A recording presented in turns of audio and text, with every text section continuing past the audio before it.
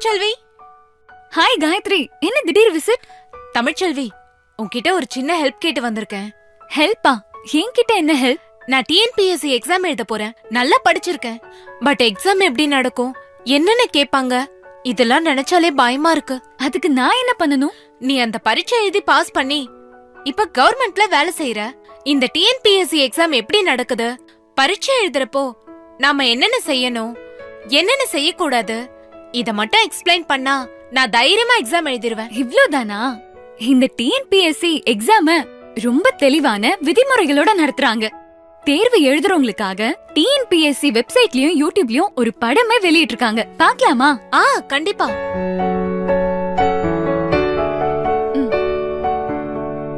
TNPSC தேர்வு எழுதுபவர்களுக்கான வழிமுறைகள்.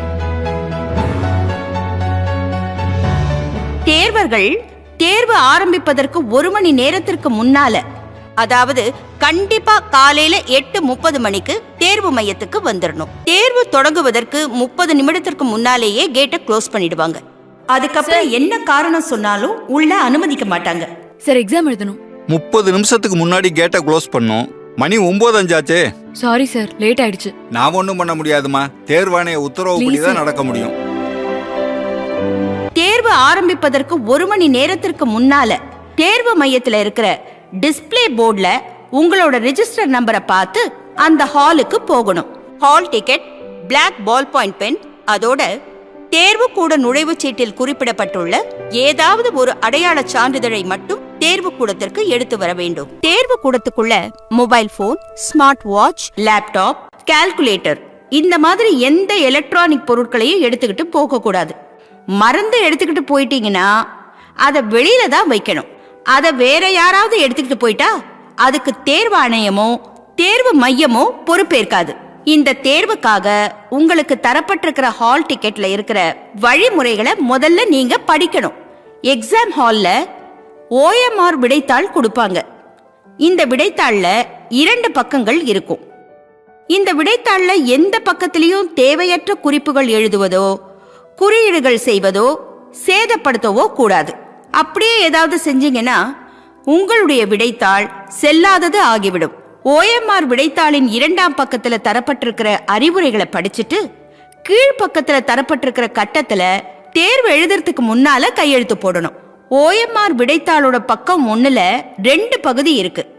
பகுதி 2ல பிரிண்ட் ஆகியிருக்கிற உங்களோட போட்டோ, பெயர், பதிவு எண், பாடம், தேர்வு மையம் மற்றும் தேர்வு கூடத்தின் பெயர், தேதி, இந்த விவரங்கள்லாம் சரியா இருக்கான்னு பாத்துக்கணும்.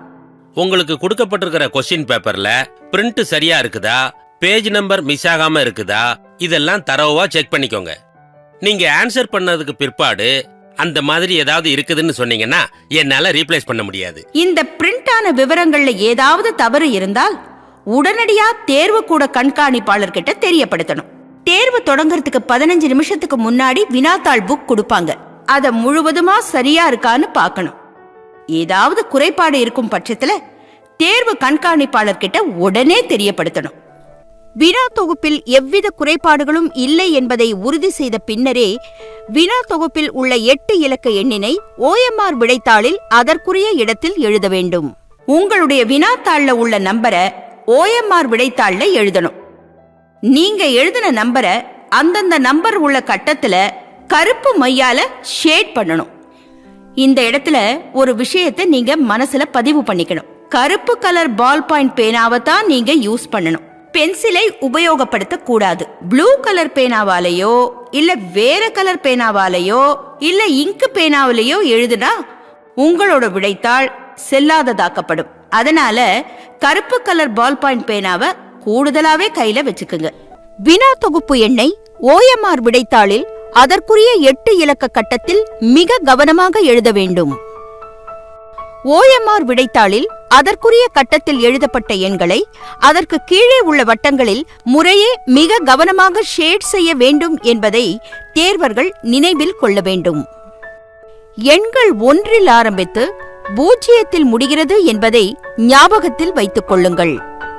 வினா தொகுப்பு எண் எழுதுவதற்கு வழங்கப்பட்ட கட்டங்களில் வினா தொகுப்பு எண் எழுதப்படாமலோ அல்லது பகுதி அளவு எழுதப்பட்டிருந்தாலோ விண்ணப்பதாரர் பெற்ற மொத்த மதிப்பெண்களில் இருந்து 5 மதிப்பெண்கள் குறைக்கப்படும். வினா தொகுப்பு எண்ணை விடைத்தாளில் அதற்குரிய இடத்தில் சரியாக எழுதி அதற்குரிய வட்டங்களை நிரப்ப வேண்டும். நீங்கள் எந்த வட்டங்களை நிரப்பியுள்ளீர்களோ அதுவே இறுதியானதாகும். வினா தொகுப்பு எண் சரியாக எழுதப்பட்டிருந்து அதற்குரிய வட்டங்கள் நிரப்பாமல் விடப்பட்டிருந்தாலோ அல்லது தவறாக நிரப்பப்பட்டிருந்தாலோ அல்லது முறையற்று நிரப்பப்பட்டிருந்தாலோ அல்லது ஒன்றுக்கு மேற்பட்ட வட்டங்கள் நிரப்பப்பட்டிருந்தாலோ அல்லது ஒன்று அல்லது அதற்கு மேற்பட்ட வட்டங்கள் நிரப்பப்படாமல் விடப்பட்டிருந்தாலோ அல்லது உங்களுக்கு வழங்கப்பட்ட வினா தொகுப்பில் அச்சிடப்படாத வேறு எண்களை வினா தொகுப்பிற்கான வட்டங்களில் நிரப்பப்பட்டிருந்தாலோ அல்லது வழங்கப்பட்ட வினாத்தாள் வரிசையின் வரம்பிற்கு உட்படாத வினாத்தாள் வரிசை எண்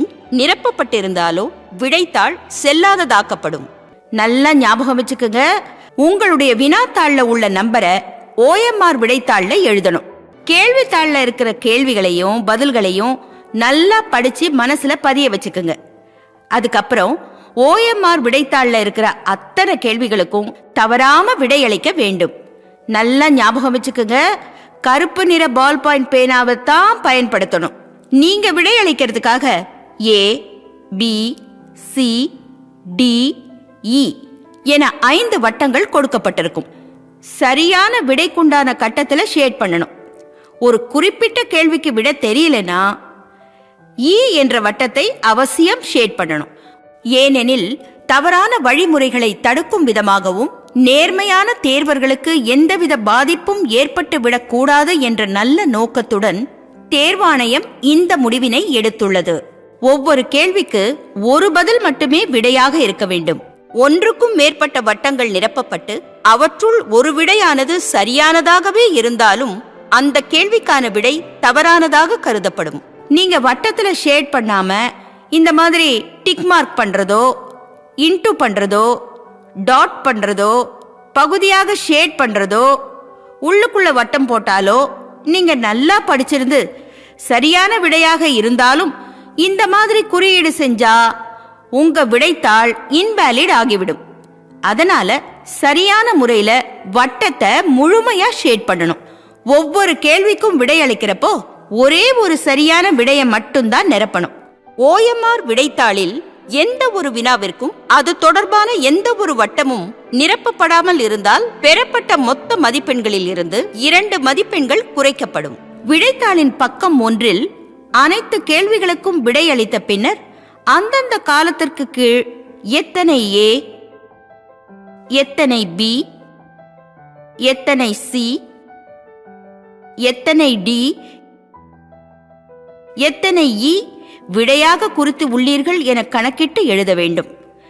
அதன் பிறகு முதல் காலத்தில் ஏயில் உள்ள எண்ணிக்கையான 17, இரண்டாம் காலத்தில் ஏயில் உள்ள எண்ணிக்கையான 14, மூன்றாம் காலத்தில் ஏயில் உள்ள எண்ணிக்கையான 16 இந்த மூன்றையும் சேர்த்து கூட்டிக் கொள்ளவும். 17 + 14 31 + 16 47.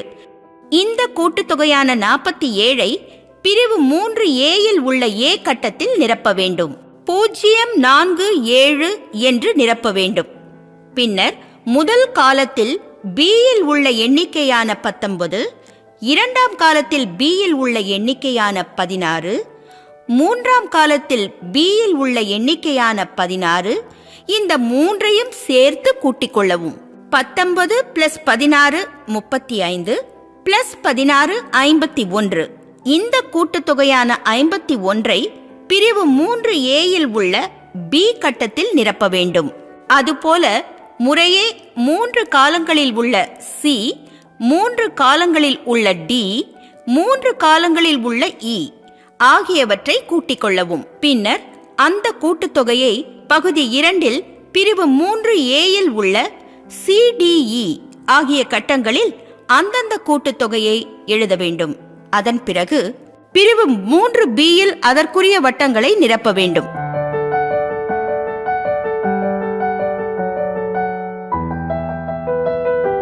இந்த A, B, C, D, E இவைகளின் கூட்டுத்தொகை, அதாவது A 47, B 51, C 52, D 39, E11.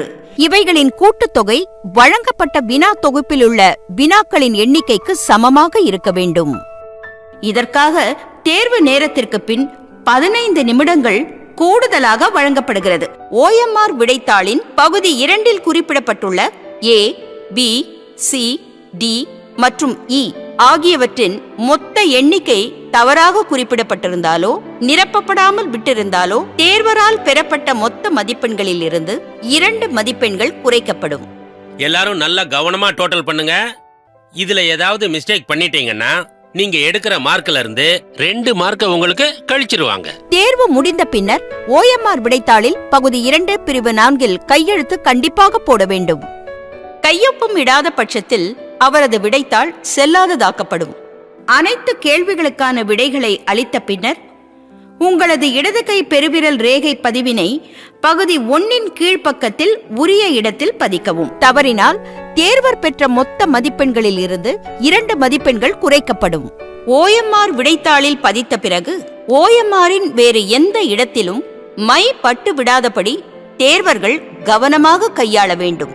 மாறாக கைரேகை வைக்கும் இடத்தில் கையொப்பமிட்டால் உங்களது விடைத்தாள் செல்லாததாக்கப்படும். தேர்வர்கள் கையெழுத்திட்டு இடது கை பெருவிரல் ரேகையை பதித்த பிறகு பக்கம் 1, பக்கம் 2 ஆகியவற்றில் தேர்வர்கள் கையெழுத்திட்டு இருக்கிறார்களா, கைரேகை பதிவு செய்து இருக்கிறார்களா என்பதையும் உறுதி செய்த பின்னர் கண்காணிப்பாளர் பக்கம் 1 பகுதி 2 ஒரு கையொப்பத்தையும் அதைத் தொடர்ந்து பக்கம் 2 ஒரு கையொப்பத்தையும் ஆக 2 கையொப்பங்கள் இட வேண்டும். உங்கள் விடைத்தாளில் நீங்கள் குறித்துள்ள அனைத்து விவரங்களுக்கும் நீங்கள் மட்டுமே பொறுப்பாவீர்கள். எனவே விவரங்கள் சரியாக உள்ளனவா என்று உறுதிப்படுத்திக் கொள்ளுங்கள். மேலும் தேர்வு முடிந்தவுடன் OMR விடைத்தாளை அரை கண்காணிப்பாளரிடம் ஒப்படைத்து விட்டேன் என்பதற்கு சான்றாக தேர்வர் மீண்டும் ஒரு கையொப்பத்தினை வருகைத்தாளில் அதற்கான இடத்தில் இட வேண்டும். தேர்வு முடிந்த பின்னர் தங்களுக்குரிய OMR விடைத்தாளினை கண்டிப்பாக கண்காணிப்பாளரிடம் ஒப்படைத்துவிட்டுதான் செல்ல வேண்டும் என அறிவுறுத்தப்படுகிறார்கள். தேர்வுக்கு நன்றாக படித்து உங்களை தயார்படுத்திக் கொள்வதுடன் இந்த அறிவுரைகளையும் சரியாக பின்பற்றி தேர்வு எழுதுங்கள். நன்றி, வணக்கம். இப்போ நல்லா புரிஞ்சுதா? ரொம்ப முக்கியமான விஷயம் காயத்ரி. தேர்வாணையம் தரவரிசைப்படிதான் ஆர்டர் அனுப்புவாங்க. இடைத்தரகர்கள் மூலம் தவறான வழியில போய் ஏமாந்துட வேண்டாம். அப்படி யாராவது ஏமாந்துட்டாங்கன்னா அதுக்கு தேர்வாணையம் பொறுப்பாகாது. பயத்தெல்லாம் விட்டுட்டு தைரியமா எக்ஸாம் எழுது. All the best. தேங்க்யூ.